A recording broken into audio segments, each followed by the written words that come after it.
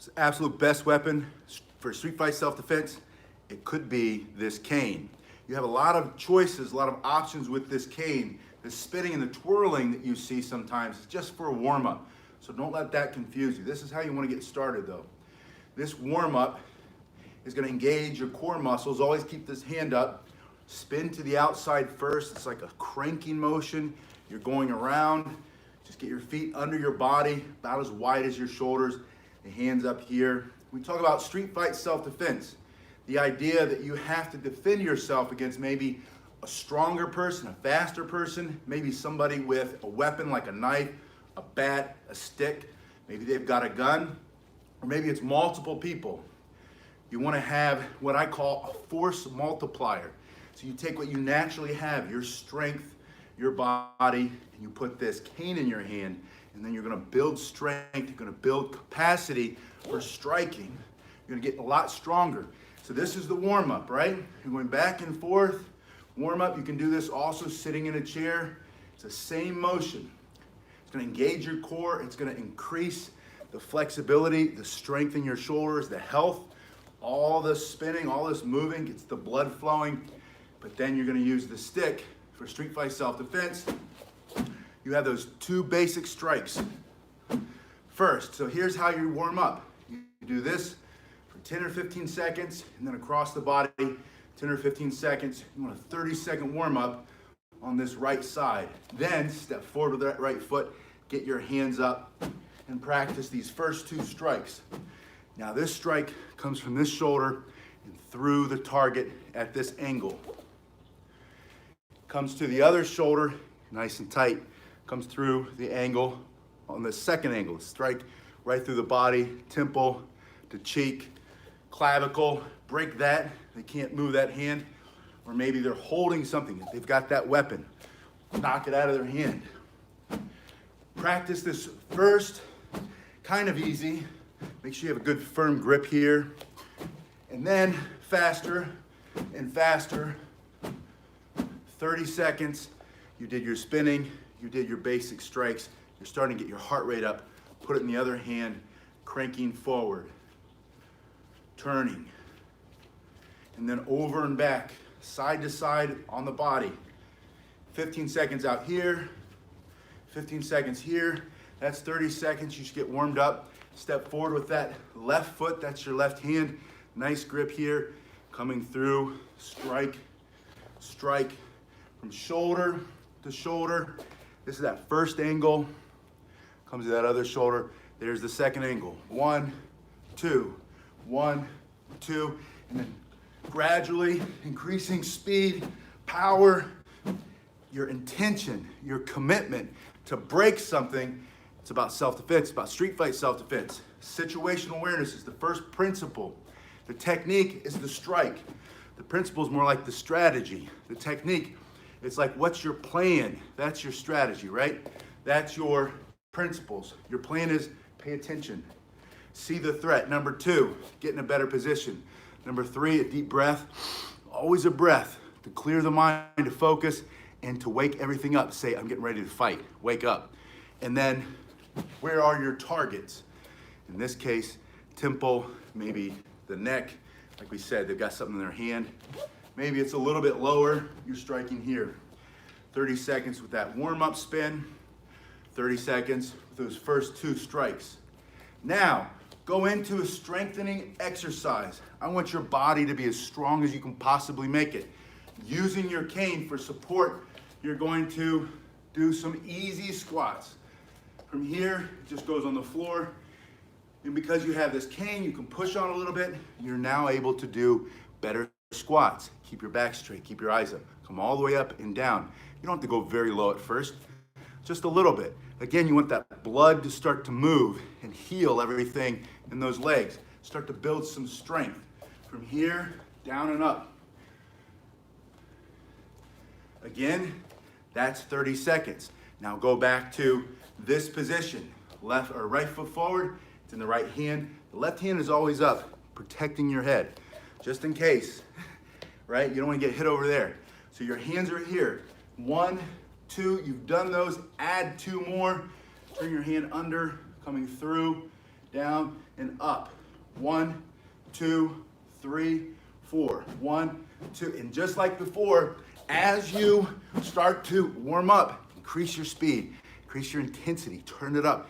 Get into this. You got to really commit. 2, 3, 4. As hard and as fast as you can. And again, if you're in a chair, you can do all of this sitting in a chair, including the intensity. Intensity for you, it's all relative. It might not be this fast yet, but you keep moving in that same direction, you will make progress. 30 seconds here. 3, 4, 5. 1, 2, 3, 4. Then go back 30 seconds on the legs. From here, squats.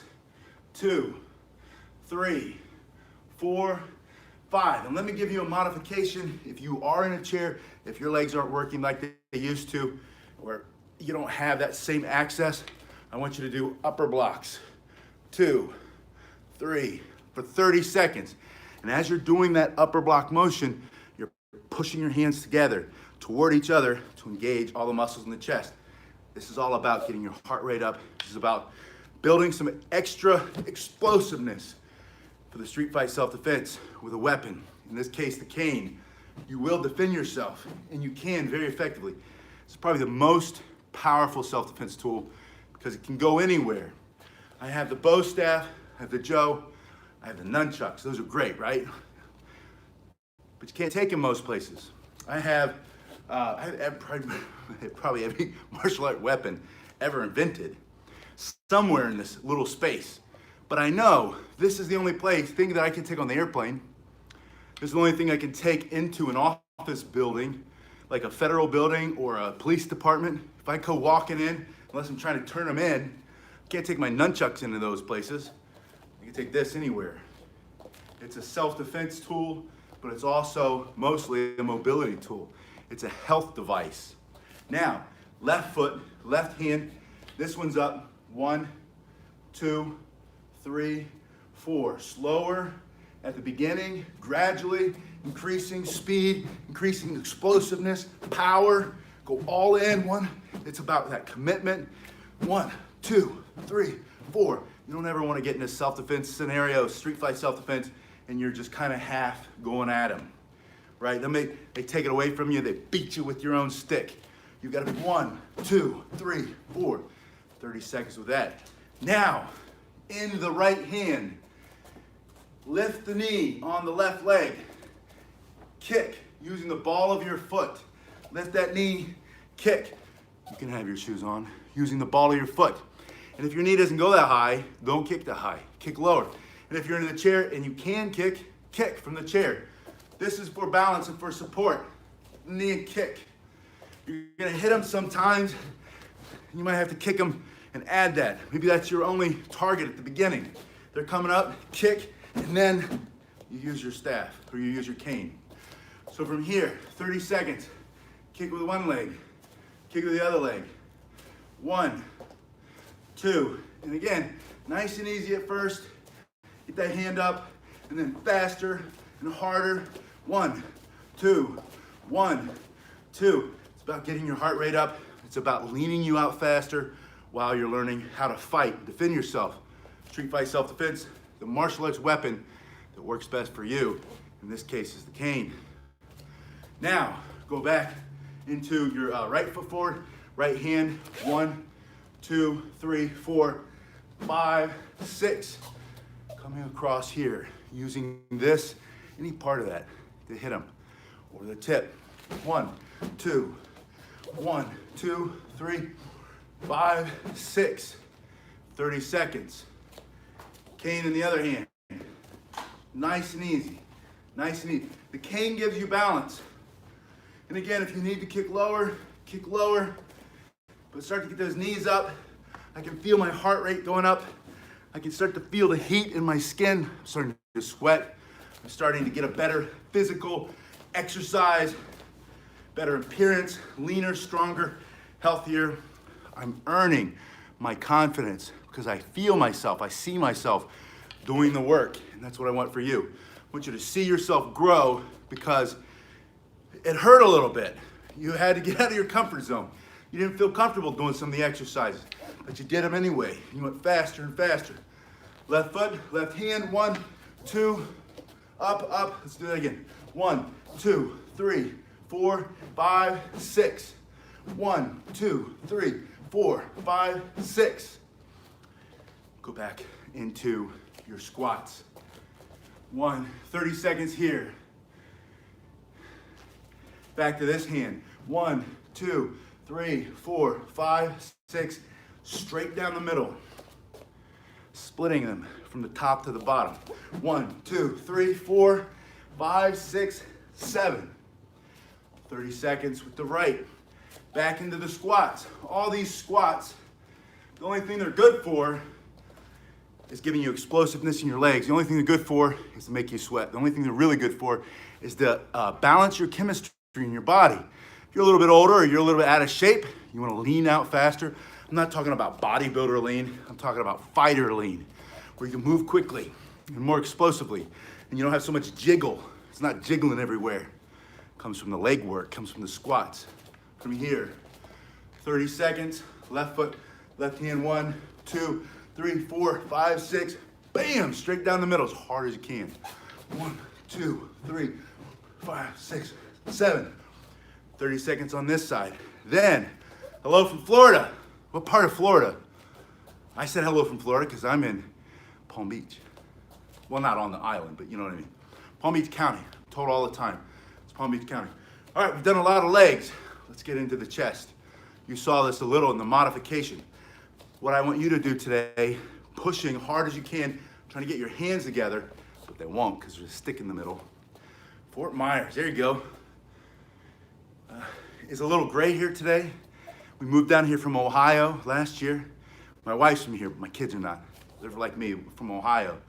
And my kids are saying, my daughter, she said, it's been 2 days of rain in a row. Oh, Spain. There's another beautiful place. She said, 2 days of rain in a row. And I said, yeah, but if we're in Ohio, it would have been 100 days of gray, nasty skies, and 2 days of sun. Here, it's 100 days. Hello, Slick Vic. Beautiful, 100 days beauty, 2 days. Thank you. I'm loving the fact that you're here watching me after I cut my own hair in the bathroom, and I'm hyper now. So you're up, and you're down. You're up from the chest. It's like push-ups. 1, 2. But you're gonna feel it after 30 seconds because you're pushing your hands, trying to push them together. 1, 2, 1, 2, 1, 2. Then we're doing one more strike here. 1, 2, 3, 4, 5, 6, down, step in with that other foot, grab it, jab them right through the throat or wherever the target is. Remember, don't worry too much about the proper technique. Proper technique is when you put them on the floor and you're able to get away and the police come and scoop them up and dump them in the backseat of the car and you're on the news. I was talking to Bo this morning. He's up in Ohio. We work out 3 times a week on the Facebook portal. If you want to do that with me, let me know. Send me a message. It's my last name, pasquinelli@hotmail.com. We can work it out.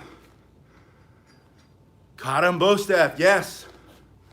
I'll do a bow staff kata for you. Absolutely. I just got my bokken too. I got a bokken and a new jo.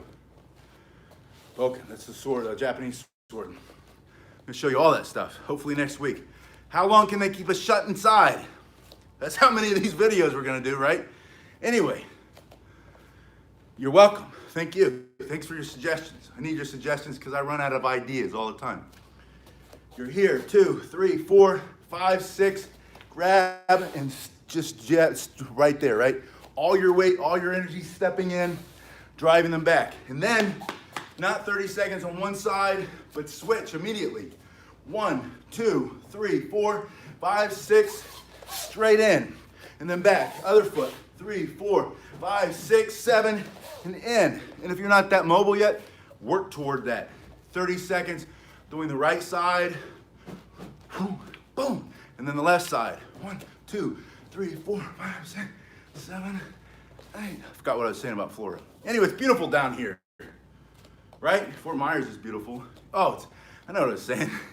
It's no comparison. I love Ohio. My heart was in Ohio, that's where I grew up. But I don't mind hanging out down here most of the time and then traveling up there for a class or two. All right, so back to this, two.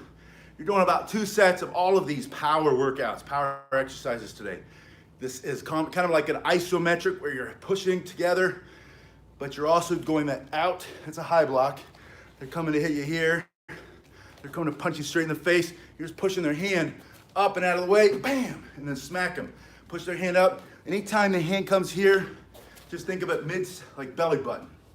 From your belly button up. The punch is here. If it's a knife, it's a punch. If it's they're hitting you, slapping your face.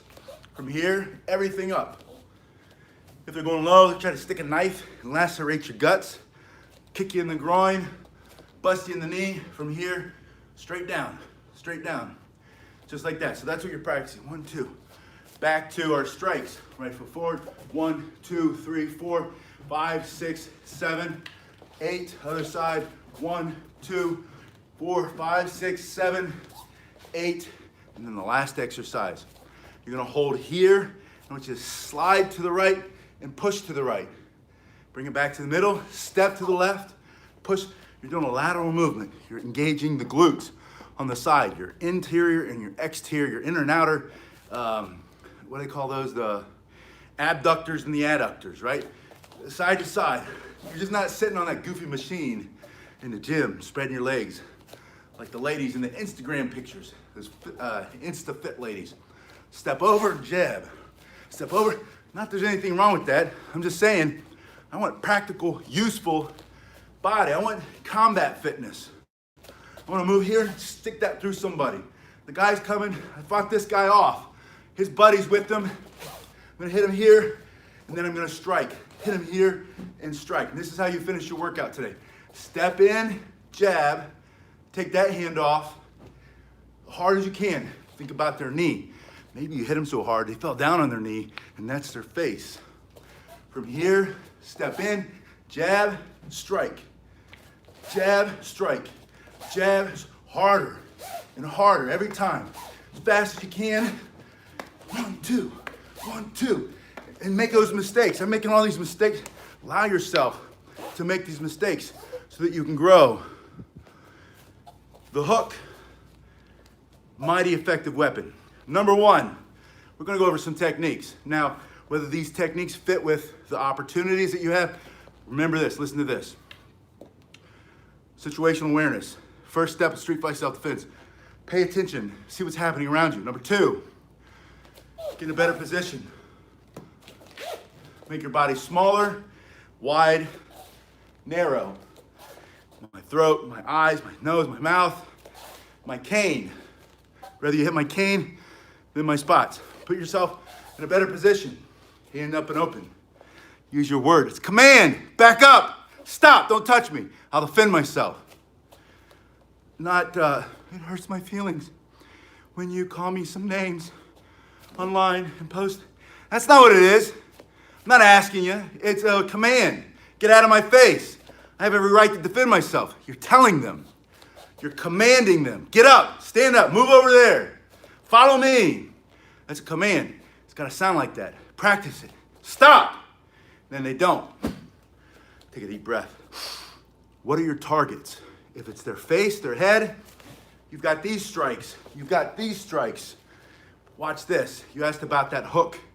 Maybe as you strike, you leave it out there and you wrap it around the back of their neck. And you pull their head in and you elbow that 5 or 6 times as you hold them in place. Self-defense, street fight self-defense. That's one way, one technique you can use with those targets that present themselves. Maybe you're sitting in that chair. You're at the bus station. You're on a train. You are in a wheelchair. You don't have any other choice. But you have this hook. And you sit here. And you say, stop. And you go like this. And then they keep coming. You knock them back a couple times. And then that hook goes in. Maybe it's their neck. Maybe that's not high. Maybe you rake it. You go right in. See that small tip? All that energy is concentrated on that small tip right there. And that goes into all that soft tissue, all those intercostal muscles, all of those nerves. that last rib, they call that the floating rib because it's not attached the same way. That can break off very easily. You whack them there and you pull. You hit them and you pull. Maybe you wrap it around their back. And the same thing, right where the kidneys are, right where the liver is. It's a liver shot. You heard about that in boxing, right? Maybe you use the back, bam, or you turn around and you pull. So yes, it's very, and it'll rip the skin, right? It'll rip that skin, but you hit them and pull. You hit them and pull. If you're strong enough. Later, you can learn, maybe they throw a kick and you block it like this. This is an actual technique. This comes from Hapkido Can. I learned this a long time ago. They throw the front kick, you block this way. Blocking this way, that comes from all of that sword fighting. You know, you block them this way, and their foot goes like that, and then all of a sudden they're like that. And then you grab that thing and you hook them. That's an actual, like I said, it's a technique. But here's all of these things that you can do with the hook. You don't have to do from the first day, second day, from the first year of training. Practice that. Here's a really good one. From here, hello? He's Marion, right? You have your cane, go get your cane and start practicing. You bring it up here and across. See what that does? Maybe it takes their eye straight out of their face. Maybe it rips their nose half off their face. Maybe you get it stuck in their ear. But you bring it here. Hello, from Cyprus, Marion. Grab your cane, let's train. From here, just bringing that across. From here. And then support it, go right in to the throat. 1, 2. Let's say they're too close to do all this striking. They're right here in your face. That's when you bring this here, create some distance between you and them. Maybe there's just enough room to get it in. Across. And if it hits them, that's great. If not, you're still set up for this. Jabbing straight into their face. If you practiced this today, side to side, and then striking, striking, striking, striking, over and over and over again. For self-defense, street fight self-defense. That's how you use that. That's one of many ways. Also, you have what are called joint locks, pressure points, takedowns, all these things with the cane. But don't get stuck up on this for locking and hooking and stuff. That's later. That's when you're at a higher level. We have more confidence. I want you to feel like you could stand up tomorrow with your cane and walk down the street and do this and do this and do that. And that's way more important than all the stuff you can do with that. You will learn how to do that. Just by turning it, putting that at the end, you added another, however many inches that is, probably 8 inches of wood or whatever yours is made out of. Adding weight, you've got the leverage. It's a bigger striking area. You're gonna do more damage just by turning the cane around. You could be like this, stop. And then you have them with the other hand. Because you're not thinking about technique, you're thinking about, remember what it was? Let's make this a quiz. Write it in the comment section, not just the chat section, the comment section. Number 1, self-defense is what? Give you 2 seconds. Situational awareness. What's happening? What's the situation? What's happening around me right now? Look first in your immediate area. Then second, a little bit further than that. Think about, how would I defend myself if that group of thugs crosses the street? Oh, I know what I was saying earlier. I was talking to Bo and he said, have you seen all the stories about all these thugs hurting people?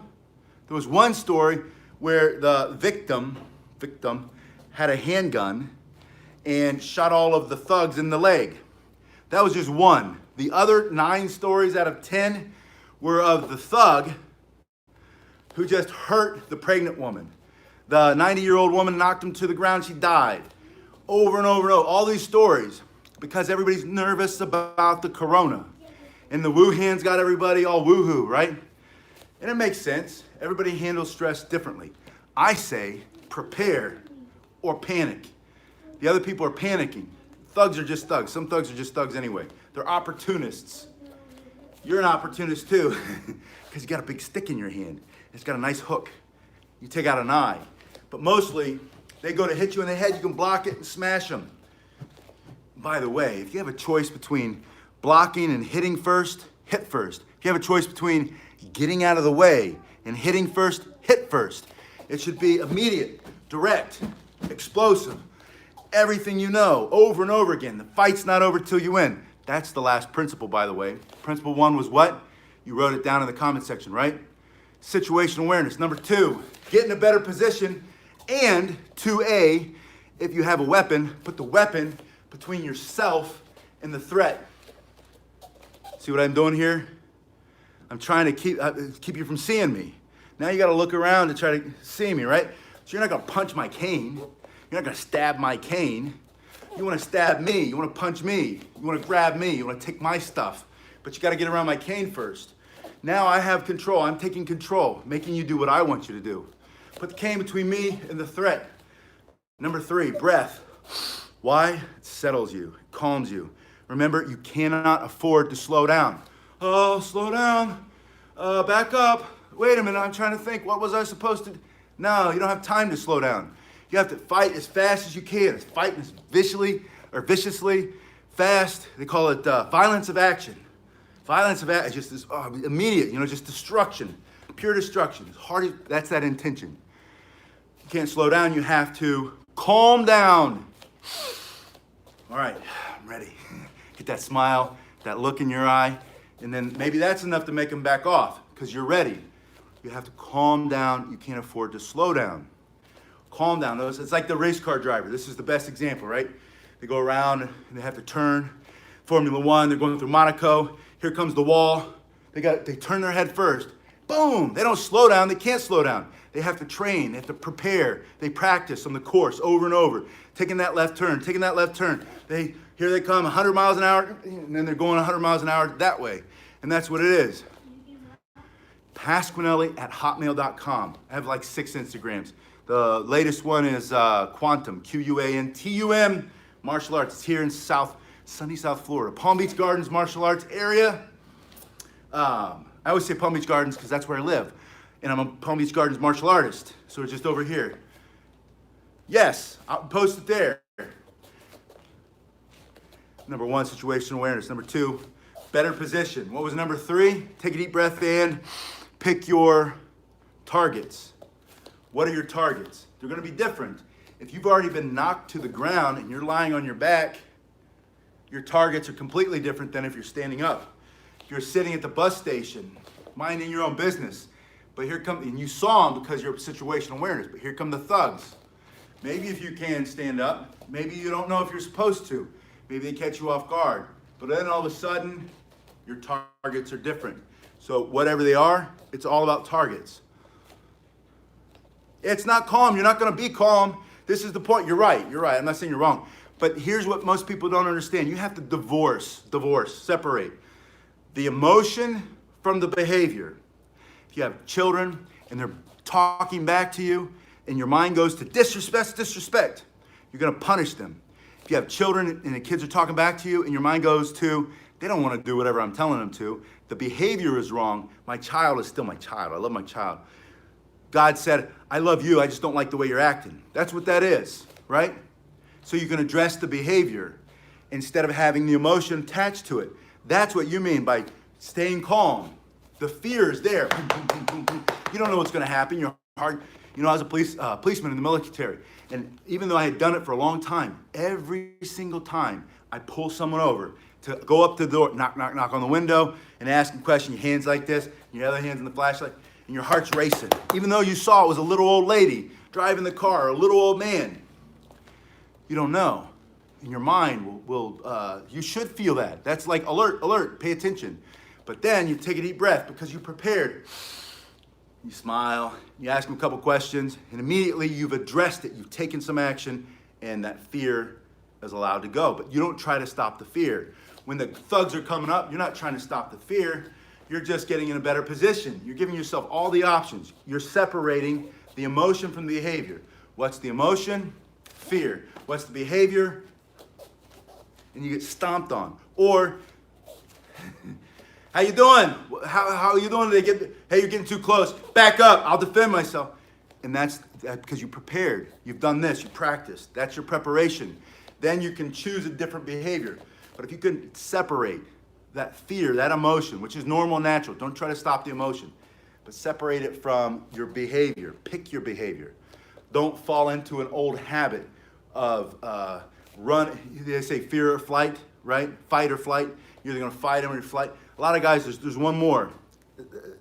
You curl up into a little ball and let them stomp you into the ground. That's another one. Freeze. It's really freeze, fight, or flight. Freeze, fight, or flight. You want to pick the best one for you. Get out of there if you can. Fight when you have to, but never freeze. Never just, right? And that's the training. That's what this conditioning is about. Breathing, practicing strikes, sweating. Get those squats going. Get the kicks going, right? Get those isometric, plyometrics going. Build that power so you can get stronger. And then you're not a victim. You've taken some responsibility for yourself. And that's what this is all about. So number one, situational awareness. Number two, better position. And if there's a weapon, put the weapon between you and their line of sight. Get the weapon between you and them. Number three, breathe. That's a mental cue. Wake up, get ready to fight. Three, breathe, and what are my targets? It's a question. What are your targets? All right, I'm gonna go for his eyes. Four, commitment. Full in, all in, immediate, direct, explosive. Once you decide, it's like if you have a gun. They always say, as your police officer, don't ever pull your gun unless you're ready to shoot it. And you see these stories every once in a while of a police officer, the bad guy takes the gun and shoots him. That's because when they pulled the gun, they weren't ready to shoot. This stuff in the movies, that's not how it happens. It's like 3 shots as you're presenting. We train that way. Train that way, especially military and special units. You're pulling it out and you're squeezing as you're going under the target. The extension canes, I have tried with those. They, I think you mean the kinds that are expandable. They collapse easily. Usually they're more hollow and they're lightweight, so they're not that great. Yeah, it's the same thing. But my point is, when they pull the gun, you're probably already shot 4 or 5 times. But that's the commitment that you have to have when you go all in. Last and final self-defense, street fight self-defense principle. And again, this is review number 1. I know I'm beating this dead horse, right? But I want you to really think in these terms, because this is what saves your life. And this is what makes a practical, effective self-defense. The best martial arts for street fight self-defense is the one that you practice now with these principles. Situational awareness, better position and weapon, line of sight, interrupt their pattern. 3, breath and question. What are my targets? 4, all in, full commitment. As hard and as fast and as devastating as you can be. Immediate, direct, explosive. Immediate means right now. Direct means shortest line. That's why I don't want to have to teach you how to do the twisting and the turning and all that stuff. Just bam, self-defense, not martial arts. It's different, 2 different things. It uses martial arts techniques, but it's totally different. Self-defense, bam, immediate, direct, and explosive. That violence of action, as hard as you possibly can. That's why we're doing all this extra training to get your body stronger so you can defeat the bigger opponent. Finally, I know I've been going on forever, right? Number 5, you've just been admiring this haircut. Don't look too close. I got the little clippers, and half my hair is stuck in the bathroom back there. I gotta go vacuum it up. It's vacuuming my face and give me like a little suction hickey there. I don't like the hairs on my body, so I use the vacuum cleaners, too much on my face. Anyway, in case you were wondering, yeah, palm rest knocker. Absolutely.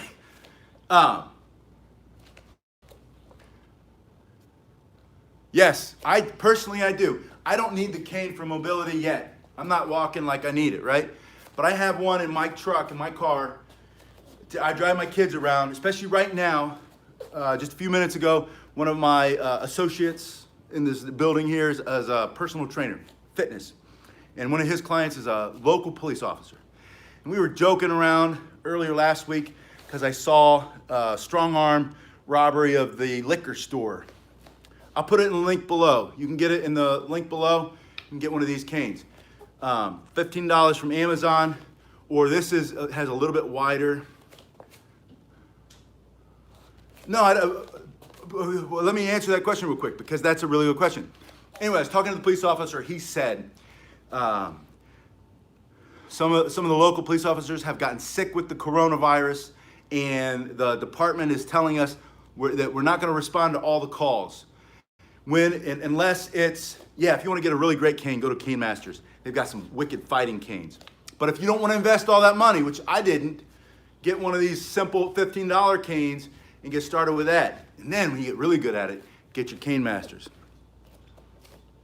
I'll have to read that about the collapsible canes. Anyway, so the police officer said they're just going to call you back.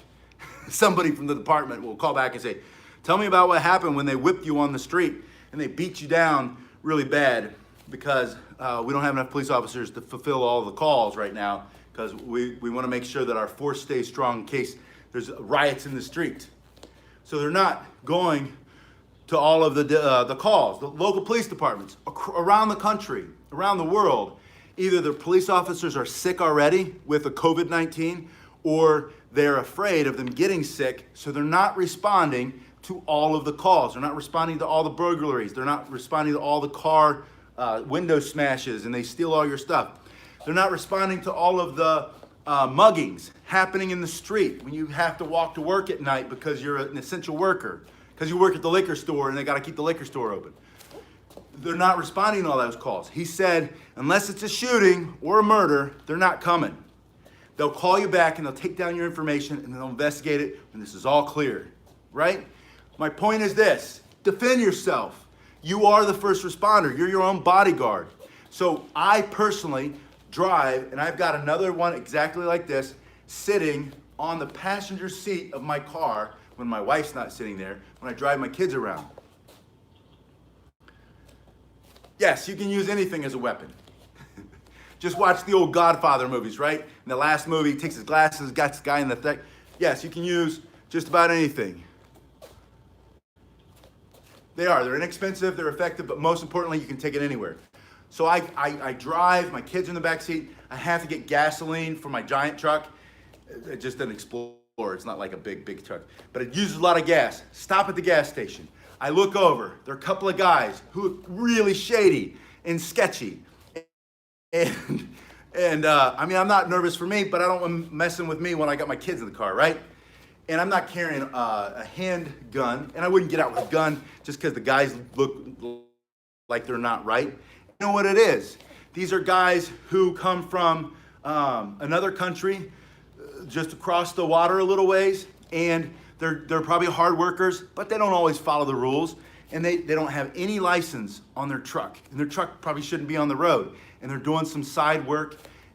But the one guy, he's out there and he's eating candy and he's throwing his wrappers just on the ground.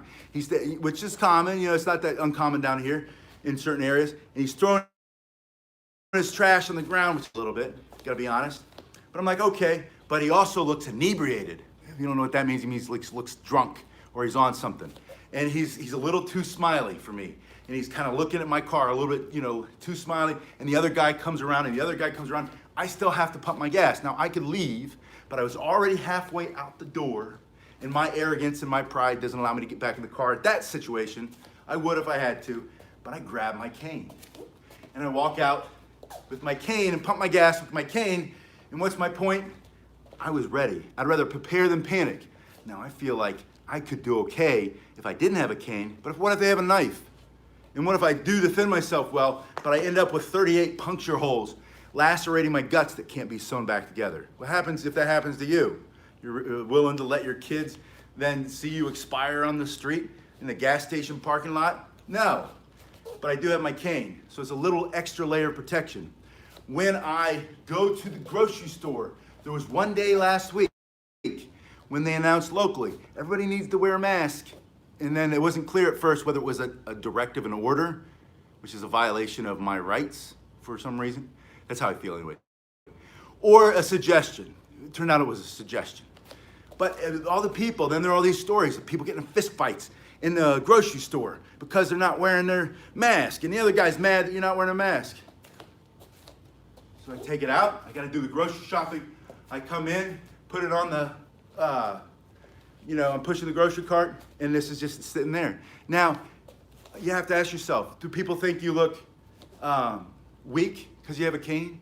Do people look at you funny because you're walking around with a cane? In your head, it might feel that way. Two things. One, you don't know what they're thinking. Two, who cares? Yeah, I mean, you get some of the right material. I mean, these are devastating. Even this is rattan. It's nice and flexible. This will break bones. This will lay open some skin. But yeah, I mean, if you need the cane for mobility, then you need the cane. If you don't, and you just want to be prepared, and you want to have a weapon, a street fight self-defense weapon that you can take anywhere and everywhere, it's the cane. This is my whole point. Get past your ego. And maybe you don't, maybe when things go back to normal, and I don't think we're ever going back to normal, I think normal will shift. Okay, that's my own opinion. But when things go back to what feels more comfortable and safe for everybody, and if you live in a part of the world where there's a rule of law and the police will come. But that's only about a couple billion, not even a couple billion people. The other 5.5 billion people do live in areas where there isn't a rule of law, and people can't carry guns, and they don't have, they have police that you have to bribe and you have to pay them money. Maybe that's where you carry a cane. For whatever your reason is, that idea that I'm not going to carry the cane because somebody else might think I look stupid or weak or whatever it is, for your whole life, the rest of your life, get over yourself. No one cares about you. No one's thinking about you as much as you think they're thinking about you. And if they are, what a loser. Why are they thinking about you like that? Don't they have anything better to think about? And hopefully, that's not an issue for you. But if it is, get past it. No, I mean, you can carry a knife. Are you willing to kill somebody with a knife? This is the question. That's number one. It's the same thing, gun or knife. Number one, are you willing to kill somebody? And if you say, yes, of course, if they're going to take my life, but how do you know that in the moment? There's so many stories where the citizen who was defending himself with a gun or a knife kills the other person, and then through the looking glass, because you can't afford a good attorney and the other side does, or the DA takes it on himself for whatever reason, and maybe maybe you win in court 4 years later after you've been in and out of jail and your reputation is ruined, and maybe it didn't call for that. So yes, you can use a knife, but it's just like a gun. You take it out, you better be willing to use it. And you're used to, and some people don't want to carry a knife. Because, and in some places in the world, again, most places in the world, not the West, not developed nations, you get caught with a knife, you're going to jail for a long time. Or you get caught with a knife from the wrong guys, they're going to take it away from you and they're going to stick it in you. So and if you fight with a knife, you don't know what you're doing. Almost every one of those grips, you go in, if you've never done it before, and then the knife slides, right? And it slices your fingers up. And there's all kinds of reasons. I'm not saying no against the knife, but I'm saying if it's me, and I'm talking about self-defense, street fight, self-defense, cane versus knife, take the cane any day of the week, or every day of the week. Because if you have a knife, your knife can be this long. Maybe you've got I always forget, the karambit or whatever, the little one. That's really cool. You fight all kinds of cool stuff like that. Karambit. This is still a lot longer. Maybe the only thing I'm really worried about is if you have a machete. And a machete against, you go blade to blade or whatever, it's not blade, you can cut that, right? But if you know how to defend a machete, by the way, someone's coming at you with a machete, you go sideways. You hit the side of the machete. If you can, always hit their hand holding the machete. Anytime they have a weapon, you want to go for the hand holding the weapon and not necessarily the weapon itself. And then, like I said before, if you have a choice between hitting the hand and stopping the attack, blocking their machete, it's always, whoever starts first almost always wins, right? Whoever starts first, almost always. When is it not almost always? When you've prepared correctly and you're willing to go in and you follow all those principles. And they catch you off guard, but you're willing to do number 5, which is the fight's not over till you win. I always forget to throw number 5 in. Number 5 is the fight's not over until you win. You have to go all in. And not always, a gun doesn't always kill somebody. And if you can carry a gun, right? But again, there are so many reasons why you might not be able to carry a gun. And in this country, in this neighborhood that I'm in, I can't carry a gun into the bank, but I can carry this. I mean, I might have it on me because I didn't tell anybody, but legally I'm not supposed to have the gun in the bank. I'm not supposed to take a gun into my kid's school. I'm not supposed to take a gun into the airport. I'm not supposed to take a gun into the most grocery stores now, most liquor stores. All these places have all these rules that are popping up because they don't want to do it. Yeah, I've got the machete too. We'll get that out and we'll show you how to defend yourself and fight with a machete. But when it comes down to it, of all the weapons that I have in this building, my favorite by far, and it didn't start that way because I had the same arrogance, the same ego. I don't want to fight with a cane. It's going to make me look like an old man. I'm already an old man. I don't want to look even worse. But it's amazing. When I started doing this kind of stuff, where I support myself and I do the leg exercises with myself and with others, yeah, same restrictions. And in some areas, sticks even have the same restriction. But you put this on it, or you turn it into a walking stick and you tell the police officer or the law enforcement, it's my walking cane. There's no question. I get pulled over with my car with the sitting on the seat, no question. I get pulled over in the car with my nunchuck sitting on the seat, or even my wooden sword, or the collie sticks. I've got these really sweet aluminum collie sticks. They look like something that Daredevil would work with, you know, like a superhero or something. I know the police, because I was a police officer. I know what they're gonna say. That's a deadly weapon. You're not allowed to have it. Why do you have that up there? And then that gives them probable cause to pull me out and try to search my car. They see the cane, there's not even a question. They'll probably feel sorry for me. Oh, old man, you need that cane? Yeah, same thing. They just think you're a little eccentric or maybe sophisticated because you have a brass knob. You know, there's nothing wrong with carrying that stuff. This one, though, holds up more than all the other kinds of canes. The only thing I'll say, the only cane that you should not get is the one that has the big sword on the inside for two reasons. One, you don't need a big sword to defend yourself. You're really going to chop somebody up into little pieces? Most people won't. If you look forward to that, there's something wrong with you. Number two, those are never made well, and that metal will break right there. You pull that out, and I know this for a fact, playing around with it, all the katanas from back in the day, you know, you get the katana and it's made out of 440 stainless steel, and then just one little motion, the sword, this motion here, this is a deflecting motion, a block, just a spiral block. And you do that hard and fast enough because you've trained so many times, and the sword breaks off and goes flying into the wall. I've seen that, I've done that more than once. Once into the wall, once into the mats. Yes, yeah. You might not be able to say that your Nordic stick is, you know, for self-defense or for medical reasons, but you can. You can say that and see if that stands up. But those Nordic sticks, they're made out of hickory or something like hickory, and they're almost indestructible in all the same moves. The only thing you can't do is the spin. But I told you before, the spin is for mobility. The spin is for proprioception and to get a good feel for it.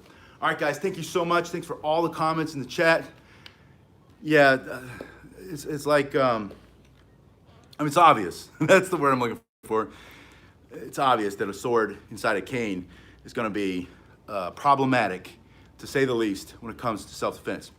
But it's like, you know, you could say, hey, well, a gun's better than carrying a knife because it could kill somebody. Well, you could drive a tank down the street too, but you're probably not going to. Or you could have it's my favorite plane, the A-10 Warthog. That's what they call it in the Marine Corps. I think they call it, I forget what they call it. Or the Cobra attack helicopter. I love those, but I don't have one. And I'm not gonna carry one down the street.